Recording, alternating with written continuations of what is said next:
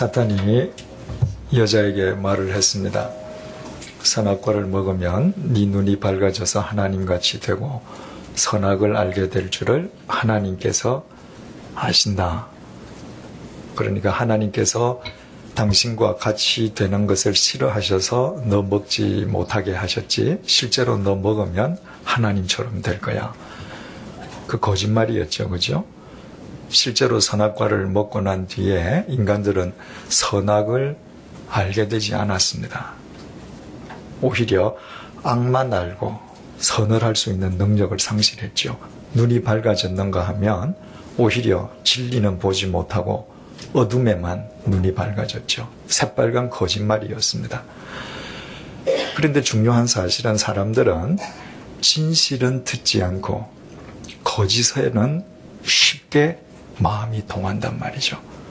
하나님 말씀보다도 그 사탄의 거짓말이 여자에게 더 크게 들렸습니다. 그리고 선악과를 봤더니 그동안에는 전혀 없었던 현상이 일어났단 말이죠. 보암직도 하고 먹음직도 하고 지혜롭게 할 만큼 탐스럽게도 보였습니다. 왜 그래요? 이미 마음을 빼앗겼기 때문이에요. 세상은 안 변한다고 그랬죠. 그런데 내 마음이 어떠냐에 따라서 지옥으로 보이기도 하고 천국으로 보이기도 합니다. 선악과는 그대로였습니다. 그렇지만 여자가 하나님께 마음을 둘 때에는 먹어서는 안 되는 나무였는데 사탄에게 마음을 빼앗기고 나니까 먹을 수밖에 없는 나무처럼 보였단 말이죠. 그래서 먹었습니다. 자기 혼자 먹지 않았죠. 남편에게도 줬습니다. 왜냐하면 돕는 배필이었기 때문에 돕는 배필 역할을 충실하게 한 것이죠. 먹고 나서 이제 끝까지 상상도 못했던 일이 벌어졌습니다. 자신들이 벗고 있다는 것이 수치스러워졌습니다. 그래서 무화과 나무 잎을 엮어서 치마를 해 입지 않습니까? 잠시 후에 하나님의 소리가 들렸습니다. 두려워서 둘 다 나무 사이에 숨었습니다. 죄는 수치심을 가지게 하고 하나님을 두려워하게 한다고 했습니다. 하나님과 인간을 단절시켜요. 그래서 그들은 스스로 나무 사이에 숨었습니다. 그런데 그게 숨어지느냐 그 말이에요. 자기들은 숨는다고 숨었는데 숨어지느냐 말이에요. 겨울에 사냥꾼들이 가장 잡기 쉬운 동물이 토끼라고 그래요. 겨울에는 눈이 오면 눈에 동물들 발자국이 찍히지 않습니까? 근데 토끼가 한 마리 나타났어요. 내가 총을 빵 쏘았는데 토끼가 안 맞아도 상관없습니다. 총소리 듣고 토끼가 도망갈 거 아닙니까? 그 발자국만 따라가면 돼요. 그러면 얼마 못 가서 토끼가 눈 속에 자기 얼굴만 묻고 있는 거예요. 그 꼬리 들고 생포하면 돼요. 그러니까 토끼는 자기 눈에 사냥꾼이 안 보이면 숨은 겁니다. 어리석죠, 그죠? 인간도 마찬가지예요. 하나님께서 요나들어 너 니느웨로 가라. 그런데 니느웨 가면 죽을 것 같단 말이죠. 어디로 도망갑니까? 다시스로 도망가는데 그 당시 유대 땅에서 다시스 스페인은 요나가 아는 세상 끝이에요. 세상 끝에 가면 하나님께서 모르실 줄 알았거든요. 그 배를 타고 도망가지 않습니까? 근데 도망가셨습니까? 도망 못 갔습니다. 왜냐하면 하나님은 시간과 공간을 초월하시는 분이세요. 하나님 앞에서는 도망갈 데가 없습니다. 아담과 여자가 기껏 나무 사이에 숨었는데 하나님 다 아시죠, 그죠? 다 아시고 너희들 내가 너희들을 창조했는데 그렇게 내 음성을 피하고 도망가? 에이 치사한 인간들 하고 외면하시지 않았습니다. 만약에 외면하셨다면 하나님은 사랑의 하나님도 아니시고 인간을 창조하신 하나님으로서 책임 있는 구원자가 되실 수도 없죠. 인간은 하나님을 외면하고 숨었지만 하나님께서 찾아가셔서 부르셨어요. 네가 어디 있느냐? 여러분, 이 질문은 굉장히 중요한 질문입니다. 하나님께서 인간을 창조하신 뒤에 인간에게 처음으로 던지신 질문 내용이 네가 어디에 있느냐는 것입니다. 이 질문 속에서 우리는 죄가 무엇인지, 신앙이 무엇인지를 깨닫게 돼요. 죄가 뭐죠? 있어야 될 자리를 떠나는 것입니다. 신앙은 뭐겠습니까? 있어야 될 자리를 지키는 거예요. 그 자리가 뭐죠? 하나님을 향하는 자리, 하나님 앞에 서 있는 자리, 하나님과 바른 관계를 맺는 자리, 하나님의 말씀에 순종하는 자리, 그 자리를 지키는 거예요. 그래서 하나님께서 아담에게 네가 어디 있느냐 물으십니다. 왜냐하면 있어야 될 자리를 지금 이탈했단 말이죠. 10절 보시겠습니다. 이르되 내가 동산에서 하나님의 소리를 듣고 내가 벗었으므로 두려워하여 숨었나이다. 하나님, 내가 두려워서 숨었습니다. 굉장히 솔직한 고백처럼 들려요. 내가 무서워서 숨었습니다. 그런데 왜 무서워서 숨었느냐 말이에요. 내가 벗었기 때문에. 10절 내가 벗었으므로 두려워하여 숨었습니다. 내가 벗은 것이 두려움의 원인이었다는 거예요. 그러면 여러분, 이 이전에 아담과 여자는 잊고 살았나요? 아니에요. 지금 죄를 짓고 무화과 치마를 지금 처음 하는 겁니다. 그러니까 아담은 죄를 짓고 난 다음에 두려웠다. 그래서 내가 숨었다. 이까지는 분명하게 인식했는데 왜 자기가 두려워하는지 근본적인 이유는 지금 모르고 있는 거예요. 벗어서 두려운 게 아니잖아요. 여러분, 이것이 죄입니다. 죄는요, 우리에게 두려움을 줘요. 하나님과 단절시킵니다. 그리고 뭔가 불안하고 초조해요. 그런데 내가 왜 초조한지 본질적인 이유는 모르게 해요. 그래서 근심과 걱정의 노예가 되는 거예요. 아담이 지금 똑같습니다. 내가 두려웠는데 아무리 생각해도 이유라고 하는 것은 벗었기 때문인 것 같다. 이유도 아닌 이유 때문에 지금 두려워하는 거예요. 11절 이르시되 누가 너의 벗었음을 네게 알렸느냐? 내가 네게 먹지 말라 명한 그 나무 열매를 내가 먹었느냐? 여러분, 죄는 우리에게 두려움을 주는데 내가 왜 두려운지 본질적인 그 원인을 모르게 하거든요. 그래서 하나님의 말씀이 필요한 거예요. 하나님의 말씀만이 내 근본 문제가 뭔가, 내가 지금 왜 두려워하는가, 그 본질을 꿰뚫어 보게 하거든요.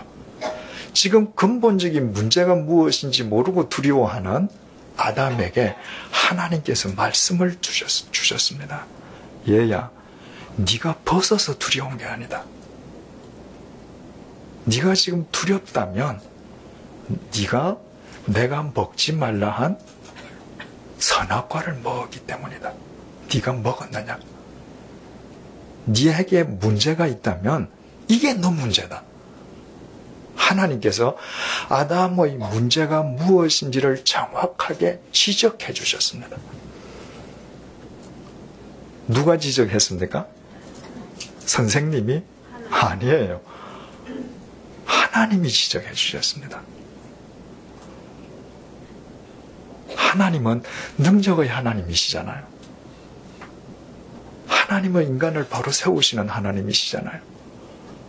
자기가 무엇을 잘못했는지도 깨닫지 못한 채 두려워 떨고 있는 그에게 그의 문제를 하나님께서 이것은 네가 먹었기 때문이다. 너가 먹었니?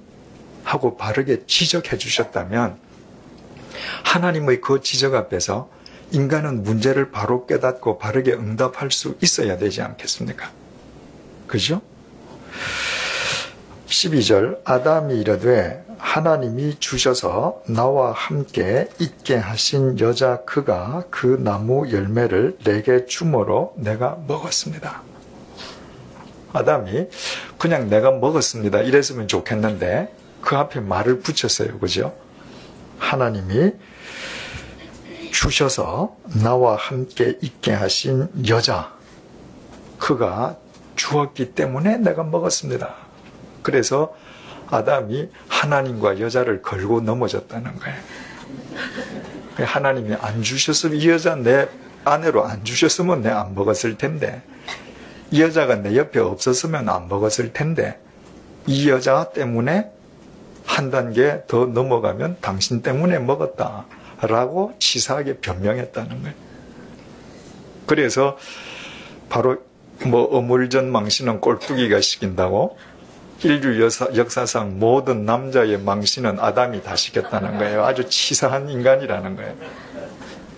13절, 여호와 하나님이 여자에게 이르시되 내가 어찌하여 이렇게 하였느냐. 여자가 이르되 뱀이 나를 꿰므로 내가 먹었나이다.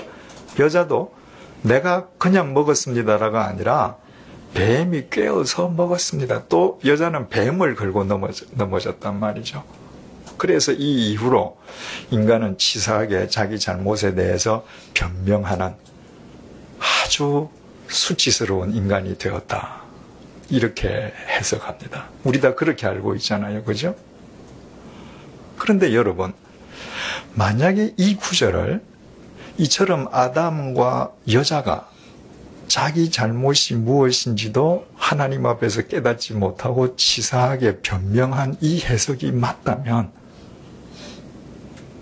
문제가 생겨요. 무슨 문제가 생기는가? 그럼 아담은 구원 못 받았습니까? 여러분, 하나님께서 찾아가셔서 잘못한 것을 지적까지 하셨는데 아담은 회개하지 않았다는 거예요. 치사하게 변명했다는 거예요. 회개가 뭐죠? 180도 돌아서는 거잖아요. 내가 사탄에게 돌아섰던 그 마음을 하나님을 향해서 돌아선다면 변명할 수 없잖아요. 예수님께서 누가복음 13장 5절에서 회개하지 아니하면 다 망하리라 말씀하셨습니다. 아담과 여자가 범죄한 사실에 대해서 이 이후에는 이야기가 없어요. 이것이 그 사건에 대해서 하나님 앞에 진술한 유일한 내용입니다. 만약에 이것이 치사한 변명으로 끝났다면, 회개한 것이 아니라면 아담은 구원 못 받았습니다. 여러분, 하나님께서 창조하신 첫 번째 인간도 회개하지 않고 구원을 못 받았다면 우리가 구원받는다는 보장이 어디 있습니까? 우리가 첫 번째 인간 아담과 그 첫 번째 여자보다 더 귀한 존재입니까? 만약에 그 아담이 구원 못 받았다면 우리도 구원받았다라고 단언할 수가 없습니다. 두 번째로 무슨 문제가 생기는가? 하나님께서 인간을 창조하시고 인간에게 자유의지를 주셨습니다. 사탄마저도 존재하게 하셨어요. 창세기 3장 처음 배울 때 말씀드렸습니다마는 하나님께서 인간에게 자유의지를 주신 것은 혹 죄에 넘어지더라도 하나님께서 바로 세우실 수 있는 능력이 있으시기 때문에. 그런데 하나님께서 직접 찾아가셔서 그의 잘못을 지적까지 해주셨는데도 이 한 인간을 바로 세우시지 못하셨다면 여러분, 그 하나님을 내가 믿을 가치가 있겠습니까? 그 하나님이 어떻게 나를 바로 세우신다고 믿을 수 있어요? 또 하나님께서 그런 능력이 있으심에도 불구하고 이 아담을 그냥 회개하지 않고 망하도록 내버려 두셨다면, 내버려 두신 것이라면 여러분, 그 하나님이 과연 사랑의 하나님이실 수 있습니까? 만약에 아담이 이렇게 치사하게 변명만 한 인간이라면 많은 성서 속에서의 모순을 일으키게 됩니다. 많은 문제가 발생해요. 믿지 않는 사람들이 흔히 비판하는 것, 하나님은 자기 멋대로 창조하시고 죄에 이길 수도 없는 인간을 옆에 사탄을 두고 유혹했다고 버리셨다. 그게 정답인가요? 그럴 수는 없단 말이죠. 그렇다면 이 창세기 3장 12절부터 13절의 말씀에 대해서 우리가 다시 한번 생각해 봐야 되지 않겠는가? 여러분, 요나가 도망가잖아요. 그죠? 그런데 하나님께서 어떻게 하시죠? 그 요나가 탄 배에 폭풍이 임하게 하시잖아요. 배에 탄 사람들이 짐을 다 버렸는데도 폭풍이 멈추지 않습니다. 배에 탄 사람들이 각기 자기 믿는 신에게 기도했는데도 안 돼요. 그래서 사람들이 이게 도대체 누구 죄 때문인지 한번 제비를 뽑아보자. 제비를 뽑았죠. 요나가 걸렸습니다. 그때 요나가 뭐라 그러죠? 요나서 1장 12절입니다. 나를 들어 바다에 던지라. 그리하면 바다가 너희를 위하여 잔잔하리라. 너희가 이 큰 폭풍을 만난 것이 나 때문인 줄을 내가 아노라. 요나는 그 폭풍의 소리, 그 속에서 자기가 제비에 걸린 것 자체를 하나님의 음성으로 들었습니다. 요나야, 너 어디 있냐? 즉각 요나는 나를 던지라. 이건 내 죄다. 그 바람 소리를 통해서도 요나는 즉각 자기 자리를 찾았단 말이죠. 여러분, 요새 우리가 사도행전 9장에서 사울의 회심을 배우고 있지 않습니까? 성자 하나님을 부정하던 사람인데 그가 다마스쿠스 길을 가다가 예수님의 빛을 보잖아요. 예수님과 나눈 대화가 몇 마디입니까? 주여, 당신이 누구십니까? 나는 네가 핍박하는 예수다. 그게 다예요. 그 주님의 말씀 앞에서 돌을 들고 예수 그리스도인들을 박해하던 사울이 회개했습니다. 우리가 새신자반에서 배울 때 주님의 말씀은 부르시는 능력이라 그랬잖아요. 칼뱅은 그것을 불가항력적인 은혜라 그랬거든요. 하나님이 당신의 말씀으로 부르시면, 하나님께서 우리에게 찾아오시면 모든 인간은 바로 설 수밖에 없어요. 올해가 평양 대부흥 100주년 되는 해지 않습니까? 실은 그 말이 잘 못됐죠. 평양 당시의 그리스도인들은 대부흥을 하려고 하지 않았습니다. 평양 대회개운동이죠. 성령님이 임했을 때 그분들은 회개했습니다. 회개의 결과로 그리스도인들이 늘어난 거죠. 그런데 성령님께서 임하셨을 때에 그들이 얼마나 회개했는지 당시에 한 여선교사가 선교 본부에 쓴 보고서 내용이 이렇습니다. 저런 고백들, 그것은 마치 감옥의 지붕을 열어 제친 것이나 다름없었다. 살인, 강간, 그리고 상상할 수도 없는 모든 종류의 불결과 음색, 도둑질, 거짓, 질투 등 부끄러움도 없이 누구도 이와 같은 고백을 사람의 힘으로 강요할 수는 없을 것이다. 여러분, 내가 누구를 강간했다. 내가 누구를 살인했다. 누구 집에 가서 쌀을 한 가마니 훔쳤다. 이거를 힘으로 때린다고 고백하겠습니까? 손에는 손, 눈에는 눈, 이에는 이 해서 그 이슬람 율법은 손 자르잖아요. 도둑질하면. 그래서 거기는 거짓말쟁이가 많아요. 너 훔쳤지? 얘 하면 잘리잖아요. 이게 잘릴 수 없으니까 끝까지 거짓말하는 겁니다. 강요하는 데는 거짓말이 더 많아져요. 그런데 어떻게 인간이 이 부끄러운 걸 고백할 수 있느냐는 거예요. 그런데 그 가운데 한 여자가 나왔습니다. 여자가 나와서 무엇을 고백했느냐 하면 청일전쟁이 터졌을 때에 이 여자가 도망을 가는 겁니다. 그러니까 일본 군대, 청나라 군대들이 서로 엉켜 있으면서 아무 민가 나가서 불 지르고 여자들 겁탈하고 이런단 말이죠. 그 동네를 습격당한 여자가 아이를 메고 도망을 가는데 이 아이를 메고 도망을 가려니까 얼마나 힘들겠습니까? 근데 뒤에서는 야만인 같은 군인들이 따라온단 말이죠. 그래서 이 엄마가 어쩔 수 없이 급한 김에 아이를 내려서 나무에 머리를 찢고 죽여서 버렸습니다. 그리고 자기 혼자 도망간 거예요. 여러분, 세상에 친구들과 싸워서 내가 화가 나서 죽였습니다. 내가 나무 집 가서 도둑질 하다가 도둑이 하는 바람에 내가 놀라서 찔러 죽였습니다. 또 그럴 수 없지만 내가 우리 부모님을 모시는 게 너무너무 힘들어서 우리 부모님을 버렸습니다. 고려장 하듯이. 이런 것은 가능할 수도 있겠죠. 그죠? 그런데 모성 본능을 지니고 있는 여자가 갓난 아이를 메고 가다가 업고 가다가 내가 살겠다고 죽였습니다. 이걸 어떻게 남 앞에서 고백해요? 그런데 그 여자가 고백했습니다. 놀라운 것은 누구도 그 여자에게 손가락질 하지 않고 집회가 끝난 뒤에 다 그 여자를 감싸줬다는 거예요. 선교사님이 볼 때 이건 상상할 수 없는 일이 벌어지는 겁니다. 여러분 어떻게 그런 일이 가능해요? 주님께서 우리를 찾아오시고 당신의 말씀의 빛을 비추시면 우리는 다 모든 것을 토해내게 되어 있습니다. 그리고 우리는 바른 자리를 찾게 됩니다. 여러분, 하나님께서 아담을 찾아가셨을 때 아담이 회개하지 않고 치사한 변명을 일으켰다면 어떻게 요나가 회개했다는 말을 믿을 수 있습니까?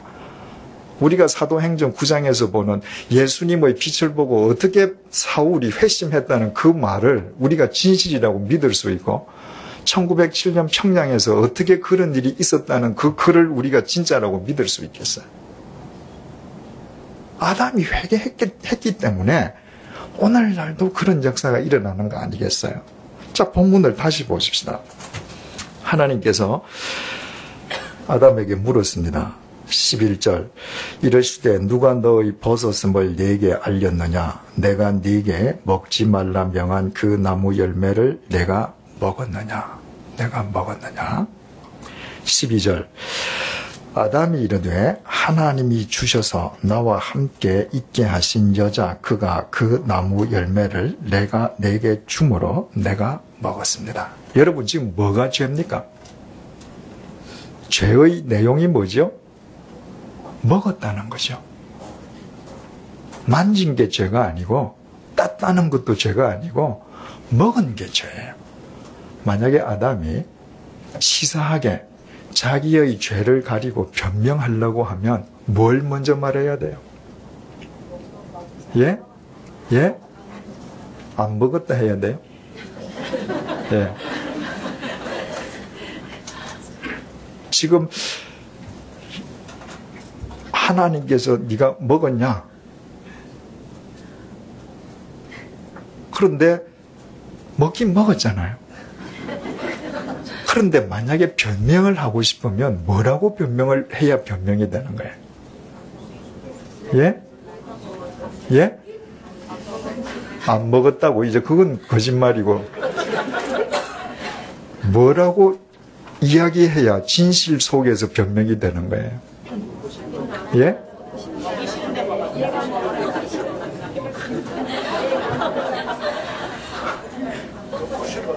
먹고 싶어서. 예. 그거 아니죠. 여러분, 다시 잘 생각해 보세요. 지금 먹은 게 죄입니다. 먹은 게 죄예요. 그 죄를 누가 먼저 범했습니까? 변명하려면 어떻게 해야 돼요? 얘가 먹었어요. 얘가 먼저 먹고 저를 제게 줬기 때문에 전 뭔지 모르고 먹었습니다. 이게 변명이죠.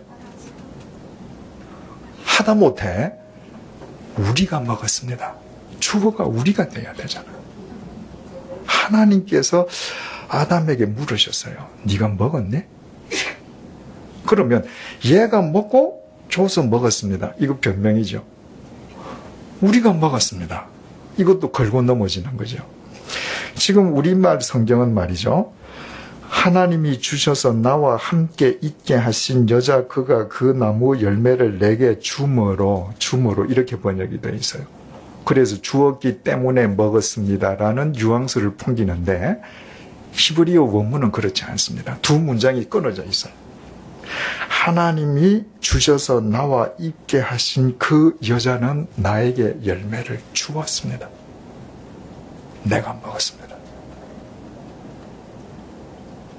지금 이 여자가 먹은 것이 아니라 먹은 것이 죄라면 내 죄입니다. 이 얘기예요. 지금 아담은. 더 이 뉘앙스를 더 정확하게 번역한다면 하나님께서 내게 주셔서 나와 있게 하신 그 여자는 나에게 열매를 줬을 뿐입니다. 먹기는 제가 먹었습니다.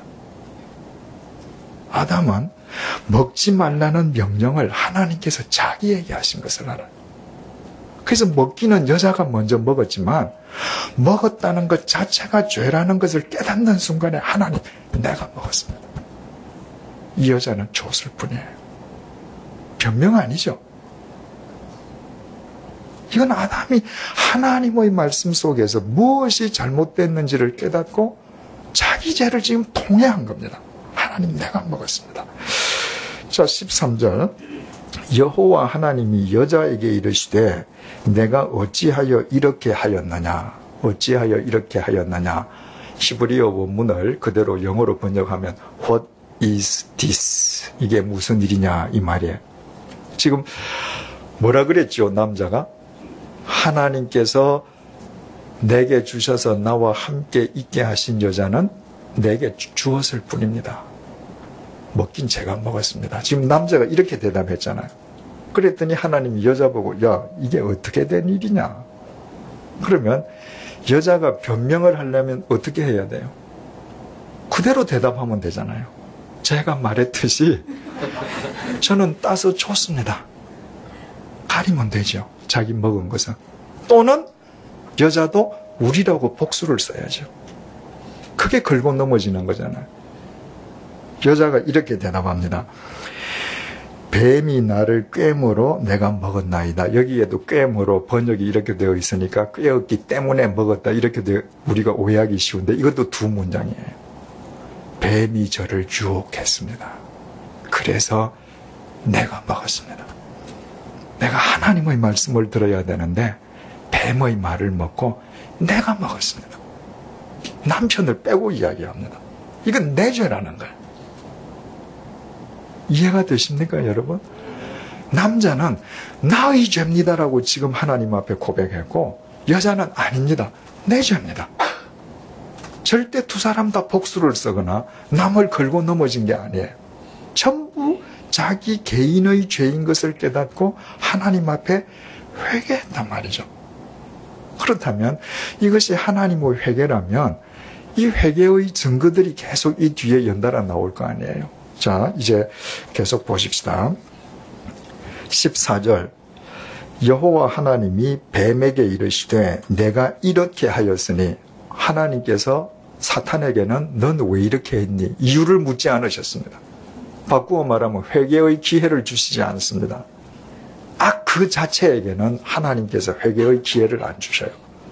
악에게, 유혹당한 인간에게는 회개의 기회를 주시지만 악은 악이에요. 그래서 묻지 않으셨습니다.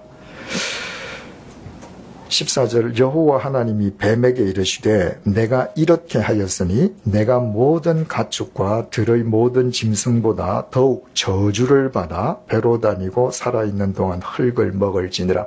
하나님께서 뱀을 저주하셨습니다. 이 뒤에 가서 보시겠습니다만은 하나님께서는 절대로 당신의 사랑하는 백성을 잘못했다고 저주하시지 않습니다. 그러나 하나님께서 뱀 사탄은 저주하셨습니다. 악 그 자체는 저주의 대상이에요. 저주는 바꾸어 말하면 심판이에요. 자, 15절. 내가 너로 여자와 원수가 되게 하고, 여자, 방금 선악과를 먹었던 그 여자죠, 그죠? 여자와 원수가 되게 하고 내 후손도 여자의 후손과 원수가 되게 하리니 여자의 후손은 내 머리를 상하게 할 것이요 너는 그의 발꿈치를 상하게 할 것이니라 하시고, 여기에서 여자의 후손이 누구라고 우리가 알고 있습니까? 예수 그리스도시죠. 여자와 네가 원수가 되는데 여자의 후손이 너의 머리를 상하게 할 것이다. 히브리 원문은 뭉갠다 이 말일까? 그냥 딱 뭉개어버린다. 치명적인 것이죠. 그러나 너는 여자 후손의 발꿈치를 상하게 할 것이다. 치명적으로 상하게 못하는 겁니다. 바로 이것을 원시 복음이라고 그래요. 여자의 후손, 예수 그리스도께서 십자가에서 못 박혀 돌아가시잖아요. 죄값을 치르고 돌아가시는 거죠. 사탄이 죄로 고발을 했습니다. 예수님의 발꿈치를 상하게 하신 거죠. 예수님께서 완전히 돌아가셔서 부활 못하셨으면 예수님의 머리가 상한 거죠. 치명적이죠. 그러나 예수님께서 부활하셨어요. 부활하심으로 인해서 죽음을 깨트리시고 부활하셨다는 것은 모든 사람을 죽음으로 이르게 하는 사탄의 머리를 주님께서 치명적으로 상하게 하신 것이죠. 그리고 요한계시록 보면 마지막 날 하나님께서 사탄을 영원한 불에 던져서 아예 소멸시켜 버리신단 말이죠. 그래서 예수 그리스도께서 우리를 구원하시고 승리하시는 그 이야기가 들어있는 창세기 3장 15절을 원시 복음이다라고 이야기하는데 여기에 예수 그리스도를 여자의 후손이라고 했단 말이죠. 만약에 그 선악과를 먹었던 여자가 회개하지 않고 치사하게 자기 죄를 변명하는 사람이었으면 그것으로 끝났다면 하나님께서 예수 그리스도를 그 여자의 후손이라고 부르셨겠느냐 그 말이에요. 여자가 하나님 앞에서 바로 섰기 때문에 바로 선 여자를 앞에 놓고 하나님께서 이 여자의 후손과 너 원수가 되고 이 여자의 후손이 네 머리를 칠 것이다. 지금 그렇게 말씀하셨어요. 16절 또 여자에게 이르시되 내가 네게 임신하는 고통을 크게 더하리니 내가 수고하고 자식을 낳을 것이며 너는 남편을 원하고 남편은 너를 다스릴 것이니라 하시고 뱀은 하나님께서 저주하셨는데 하나님께서 여자는 저주하시지 않았습니다. 하나님께서 죄를 짓고 회개한 여자에게는 징계를 내리십니다. 히브리서 12장 8절 징계는 다 받는 것이여늘 너희에게 없으면 사생자요 친아들이 아니니라. 여러분 하나님께서 우리가 잘못할 때 우리가 하나님 앞에 잘못을 깨닫고 회개하지만 하나님께서 우리에게 징계를 주셔요. 그 징계야말로 우리를 바로 세우시는 하나님의 사랑의 극치예요. 자, 제가 살인을 했다고 하십시다. 그래서 교도소에 잡혔습니다. 교도소에서 제가 복음을 받아들였어요. 주님 앞에 회개했습니다. 하나님이 다 용서해 주시죠. 그것으로 내가 복역하고 나오면 세상 사람들이 할렐루야 하고 저를 받아주나요? 천만에요. 상당 기간 동안 사람들은 저를 살인자로 볼 겁니다. 어디 취직도 안 되고요. 내 친구들은 나를 만나도 싸늘하게 보고요. 그 징계의 기간이 있으므로 나는 죄된 삶이 얼마나 인간을 무가치하게 만드는지, 왜 우리가 바른 삶을 살아야 되는지 깨닫고 다시는 옛 삶을 되풀이하지 않아요. 그리고 그 과정이 다 지나서 나의 신뢰가 회복되고 나면 사람들과의 관계도 다 회복되는 것이죠. 하나님께서 하나님의 명령을 어겼던 여자를 저주하시지 않았습니다. 징계를 주셨어요. 내용을 한번 보십시다. 내게 임신하는 고통을 크게 더하리니 내가 수고하고 자식을 낳을 것이다. 잉태와 해산의 고통을 줬습니다. 저는 그저 옆에서 그냥 봤을 뿐이죠. 그래서 참 힘들겠다 생각하지만 어떻게 여자의 해산의 고통을 남자가 10,000분의 1이라도 그걸 이해를 하겠습니까? 죽다 살아난다 그러대요. 맞습니까? 여러분, 그것은 분명히 여자에게 주어진 고통입니다. 그런데 생각해 보셔요. 여자가 평생을 살아가면서 가장 보람될 때가 언제입니까? 생명을 잉태할 때입니다. 이것이 하나님의 징계가 사랑이라는 거예요. 분명히 고통이지만 내 몸을 통해서 하나의 생명이 잉태되었다. 그때 그게 생명의 가치를 아는 겁니다. 또 네가 수고하고 자식을 낳을 것이다. 해산뿐만 아니라 자식을 양육하는 것까지 다 포함돼요.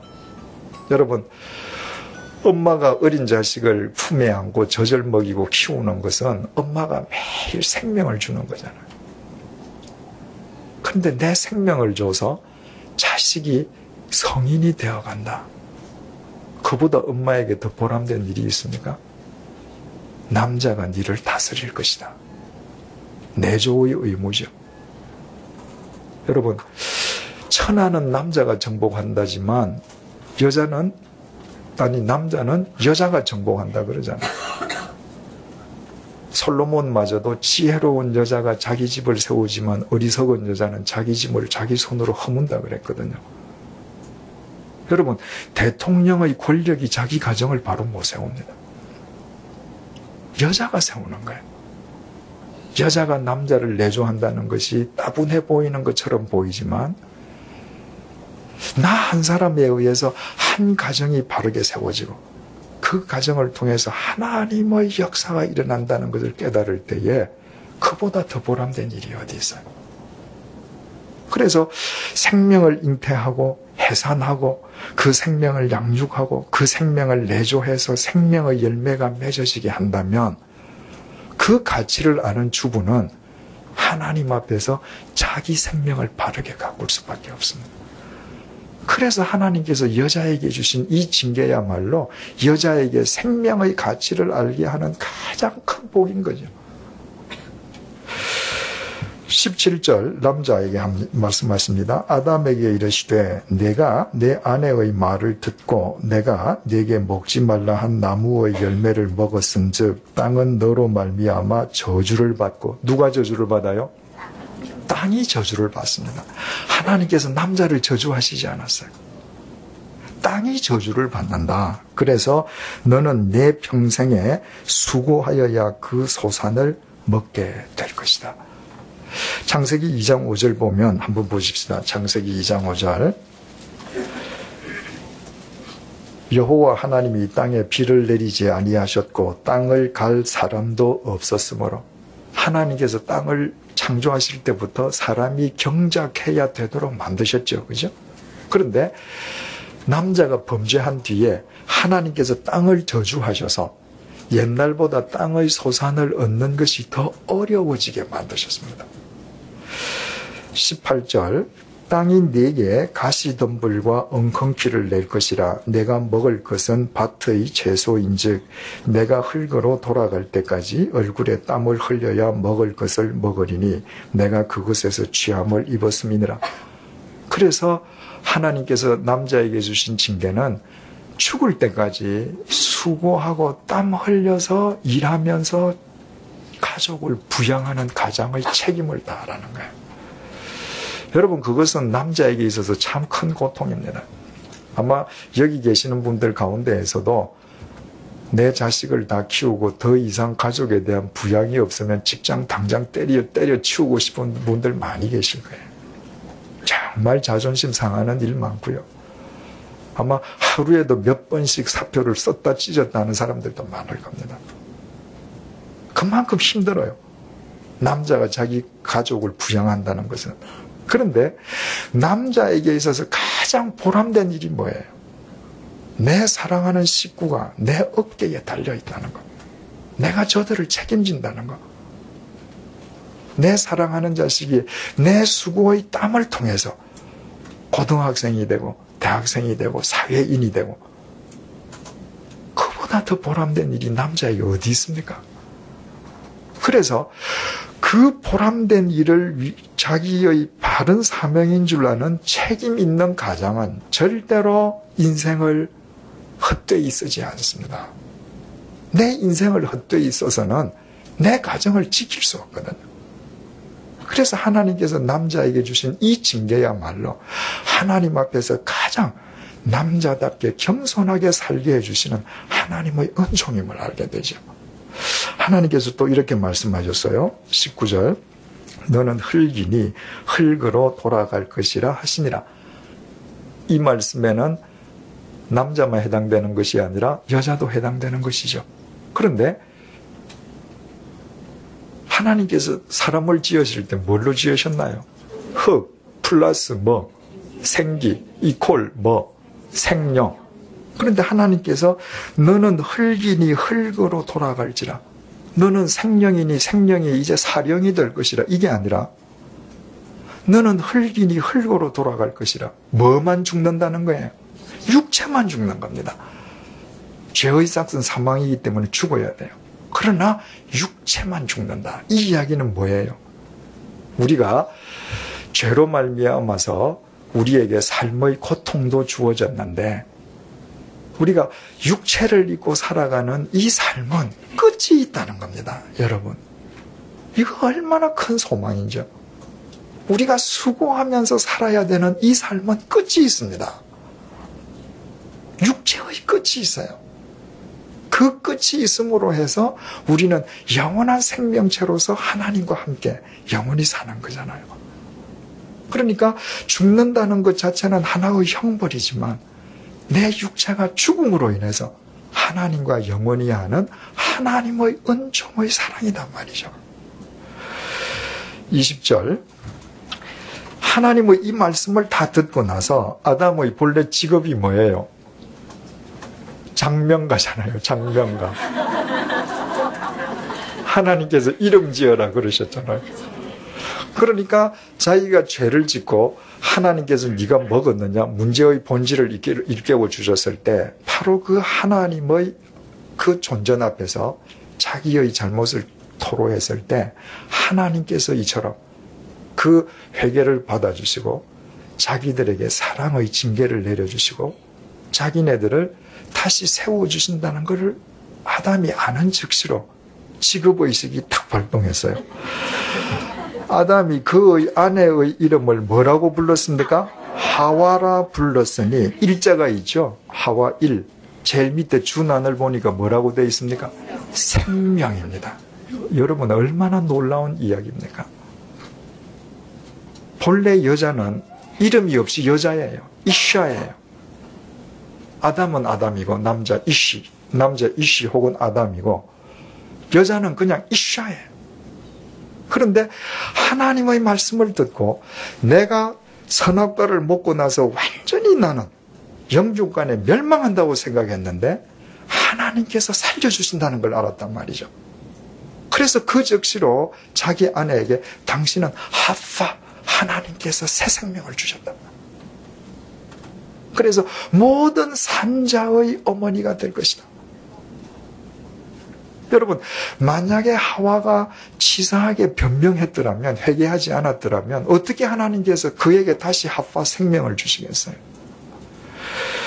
21절, 여호와 하나님이 아담과 그의 아내를 위하여 가죽 옷을 지어 입히시니라. 본래 이 두 사람이 지금 뭐 입고 있는 거예요? 무화과 나무. 지금쯤 어떻게 됐을까요? 시들었을 거예요. 허물허물해졌을 겁니다. 그런데 하나님께서 너희들 시들었구나. 무화과 나뭇잎은 좀 약하지. 내가 야자수 나뭇잎으로 해줄까? 그러시지 않고 가죽옷을 지어주셨다는 거죠. 가죽옷을 지어주시기 위해서는 어떻게 해야 돼요? 짐승을 제물로 잡아야 됩니다. 그래서 이 가죽옷을 누구의 그림자라고 이야기해요? 예수 그리스도의 그림자. 주님께서 우리의 죄값을 치르시기 위해서 피 흘려주심으로 우리를 살리셨듯이 하나님께서 회개한 아담과 하와를 위해서 짐승으로 하여금 피를 흘리게 하시고 그들에게 가죽옷을 지어 입혀주셔요. 갈라디아서 3장 27절입니다. 누구든지 그리스도와 합하기 위하여 세례를 받은 자는 어떻게 해요? 그리스도로 옷 입었느니라. 누구든지 내 삶을 버리고 내가 주님과 합하기 위해서 방향을 틀었을 때 내가 세례받는다는 것은 주님께서 당신의 옷을 입혀주시는 거라는 거예요. 그래서 우리는 그 이후부터는 주님의 옷, 주님의 이름으로 사는 거예요. 주님의 유니폼을 입고 주님의 가치를 갖고 사는 거예요.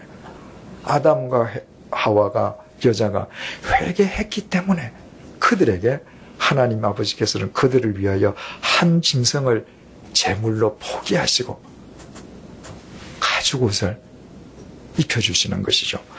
22절 여호와 하나님이 이르시되 보라 이 사람이 선악을 아는 일에 우리 중 하나같이 되었으니 그가 그의 손을 들어 생명나무 열매도 따먹고 영생할까 하노라 하시고.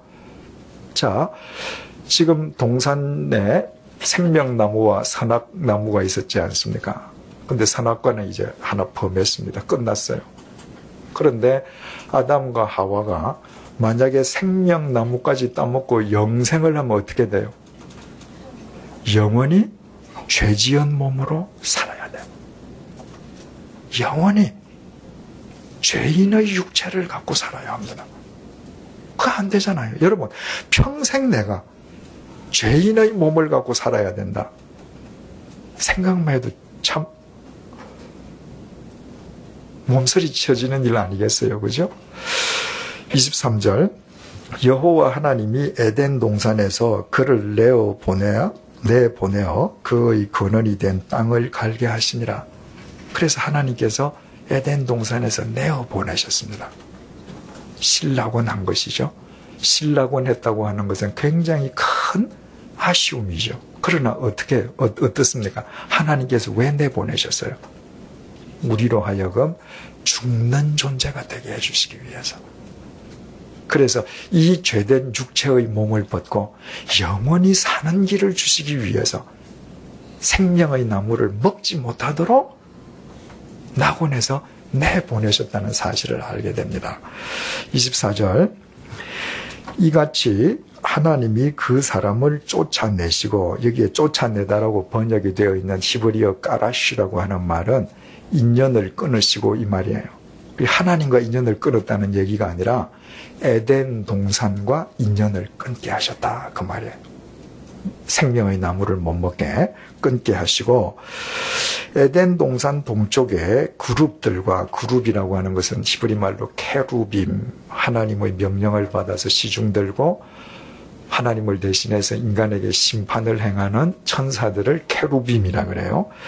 그룹들과 두루 도는 불칼을 두어 생명나무의 길을 지키게 하시니라. 여러분 이상하죠? 하나님께서 죄 지은 육체로 인간이 영원히 살지 못하도록 에덴에서 내보내셨잖아요. 그러면 에덴에는 더 이상 생명나무를 따먹을 사람이 없잖아요. 그런데 하나님께서는 당신의 천사 케루빔들과 돌아가는 불칼, 불인데 아마 막 빙글빙글 돌아가나 봐요. 그걸로 누구도 생명나무에 접근하지 못하도록 지키게 하셨다는 거예요. 그것을 먹을 남자, 여자는 지금 이미 나갔는데 왜 그걸 지키게 하시는 거예요? 사탄으로부터 지키시는 겁니다. 사탄이 인간을 어디서 유혹했어요? 에덴 동산에서 유혹했습니다. 사탄은 영적인 존재예요. 그죠? 시간과 공간을 초월해요.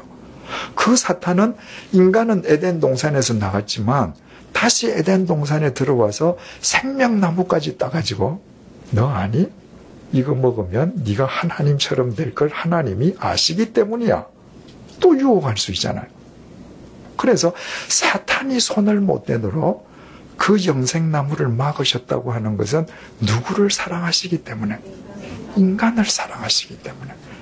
자, 보십시오. 우리가 창세기 3장 12절 13절이 아담의 치사한 변명이다라고 할 때는 이 이후의 내용 구절을 해석하면서도 여러 가지 모순이 생깁니다. 그런데 이것이 하나님 앞에서 아담과 여자가 행한 회개다라고 봤을 때 아주 뒤의 내용은 명료해져요. 제가 대학교 다닐 때 졸업 논문이 바로 이겁니다. 그래서 이 부분이 해결이 안 되면 성경 전체가 해결 안 되는 데가 굉장히 많거든요. 그래서 학기 초에 이제 그 지도 교수님한테 졸업 논문 제목하고 개요를 제출해야 되거든요.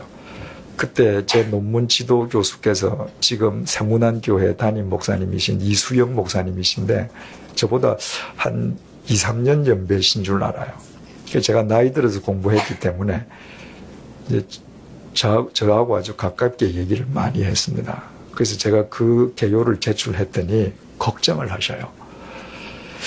야, 이거 아담 이거 치사한 변명이라 그러는데 이걸 회계라고 논문을 써서 내가 신학자의 양심으로 통과 안 시켜주면 너 졸업 못하는데 나이도 들어서 공부하는데 이왕이면 바꾸지 그러시더라고요.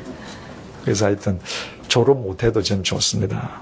저는 하여튼 이 부분이 이렇게 해석이 돼야 저는 성경 전체가 하여튼 일관된 어떤 논리를 갖는다고 생각하기 때문에 뭐 졸업 한두 해 늦게 하죠. 뭐 그리고 논문을 썼습니다. 그리고 제출을 했더니 이 교수님께서 전부 다 논문을 읽으시고 내용 가운데에 토시 하나 안 바꾸셨습니다.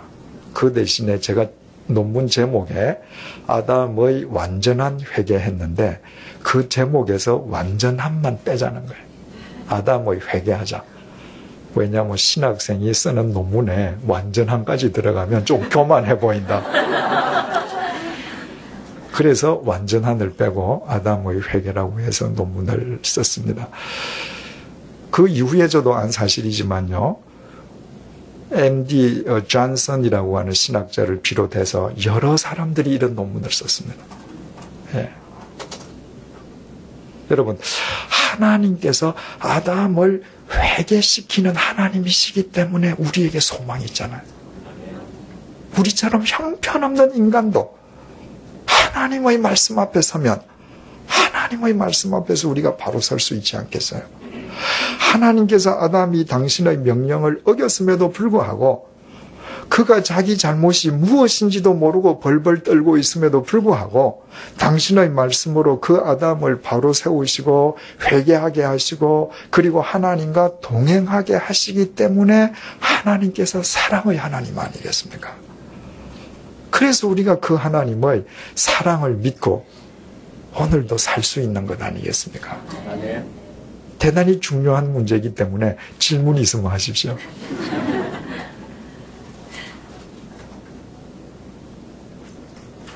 마음에 묻어두시지 마시고 질문이 있으면 하셔요. 끝내도 좋습니까? 예. 바로 아담을 바로 세우신 그 하나님의 사랑이 지금 우리와 함께하고 계십니다. 기도하겠습니다. 하나님, 아담과 여자는 하나님의 명령을 어겼습니다. 사탄에게 마음을 빼앗겼습니다. 하나님께서 금하신 선악과를 먹었습니다. 수치와 두려움 속에서 숨었습니다. 그러나 그들은 자신들이 무엇을 잘못했기 때문에 그토록 두렵고 수치스러운지 문제의 본질을 알지 못했습니다. 그러나 하나님께서 찾아가 주시고 네가 벗은 것이 문제의 본질이 아니라 네가 먹은 것이 문제의 본질인데 네가 과연 먹었느냐 말씀으로 그들의 그릇된 생각을 교정해 주셨습니다. 그 하나님의 말씀 앞에서 아담과 하와의 삶이 바르게 세워지도록 주님께서 은총을 베풀어 주시고 그들을 하나님의 자녀로 바로 세워주셨습니다. 그 사랑의 하나님께서 오늘 우리와 함께 계심을 진심으로 감사드립니다. 아담과 하와를 바로 세워주신 하나님이시기에 미물 같은 우리도 바로 세워주심을 믿고 감사드립니다. 아무쪼록 하나님의 말씀 앞에서 날로 날로 하나님의 말씀에 의해 바로 세움을 받도록 도와주시고 하나님의 그 사랑 속에서 우리의 삶이 날로 성숙해 갈 수 있도록 은총으로 함께하여 주옵소서. 예수님의 이름으로 기도드립니다. 아멘. 우리 주 예수 그리스도의 은혜와 하나님의 사랑과 성령님의 교통하심이 우리에게 임하신 하나님의 사랑 앞에 회개의 삶으로 날마다 응답할 것을 결단하는 주님의 사람들과 100주년 기념교회 위에 이제로부터 영원토록 함께해 주시기를 간절히 축원하옵나이다. 아멘.